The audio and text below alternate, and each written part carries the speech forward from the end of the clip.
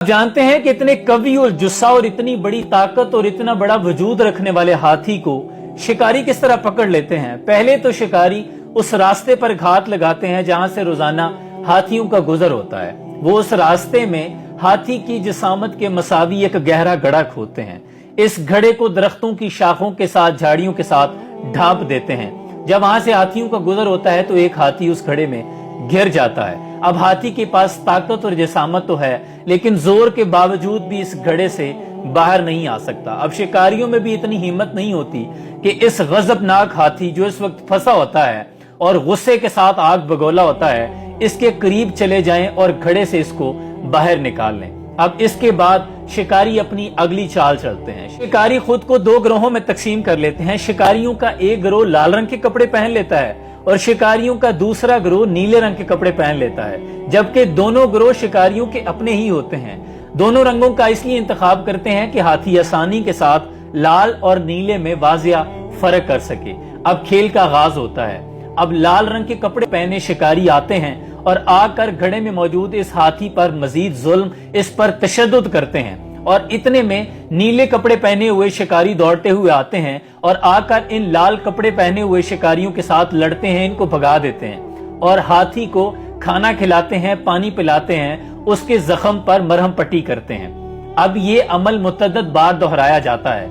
लाल गिरोह वाले आते हैं, हाथी पे तशद्दुद करते हैं। नीले गिरोह वाले आते हैं, आकर हाथी को बचाते हैं, लाल कपड़े पहने हुए गिरोह को भगा देते हैं और हाथी को आके खाना खिलाते हैं, पानी पिलाते हैं। अब हाथी लाल कपड़े जो पहने शिकारी हैं उनको जालिम और नीले कपड़े पहने हुए जो शिकारी थे उनको अपना मसीहा समझने लगता है।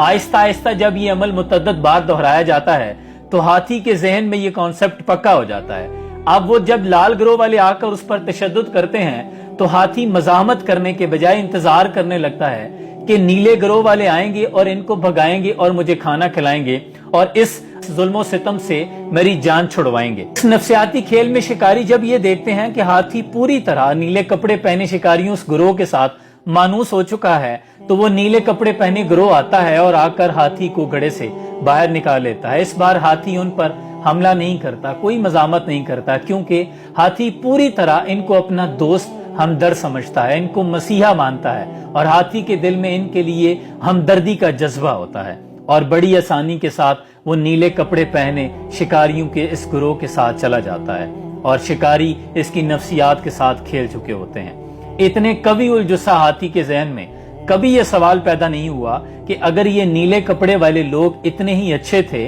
तो फिर ये इस बात पर भी कादिर थे कि पहली ही दफा मुझे घड़े से निकाल लेते। इन्होंने मुझे मार खाने के लिए, जुल्म सहने के लिए, तकलीफ सहने के लिए घड़े के अंदर ही क्यों छोड़ा। और अगर इतने ताकतवर थे तो ये जो लाल कपड़े पहने गिरोह बार बार आता था, इनकी बार बार आने की हिम्मत कैसे होती थी। ये उनको परमानेंटली क्यों नहीं भगा देते थे, ये थोड़ी देर के लिए क्यों भगाते थे, दोबारा आकर वो जुल्म कैसे कर लेते थे, उनकी हिम्मत कैसे होती थी। ये सवाल कभी भी उस हाथी के जहन में नहीं आते।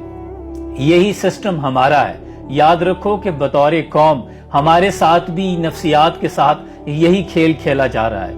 हमारे ऊपर भी 1-2% जो अशराफिया है वो चेहरे बदल बदल कर आते हैं और आकर हम पर जुल्म भी ढाते हैं और फिर सब्सिडी के नाम पर हमारे मसीहा भी बन जाते हैं। बिल्कुल उसी तरह जैसे जोसेफ स्टालिन एक मुर्गा लेके पार्लियामेंट में आया, किस्सा मुख्तसर, पहले उसने मुर्गे की एक एक करके सारे पंख उखाड़ दिए। मुर्गा दर से बिलबिलाने लगा तो उसने अपनी जेब से दाने निकाले और मुर्गे की तरफ फेंकना शुरू कर दिए।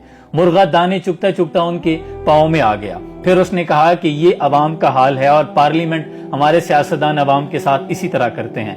पहले उन पर इतना जुल्म ढाते हैं, बिलों के टैक्स, बिजली के बिल, जैसे आजकल हमारे साथ हो रहा है।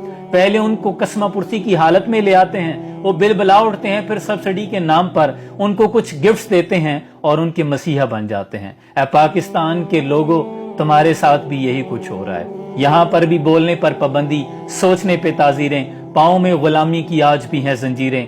आज भी हर पे आखिर है बात चंद लोगों की, दिन है चंद लोगों का, रातें चंद लोगों की। उठ के दर्दमंदों के सुबह शाम बदलो भी, जिसमें तुम नहीं शामिल वो निजाम बदलो भी।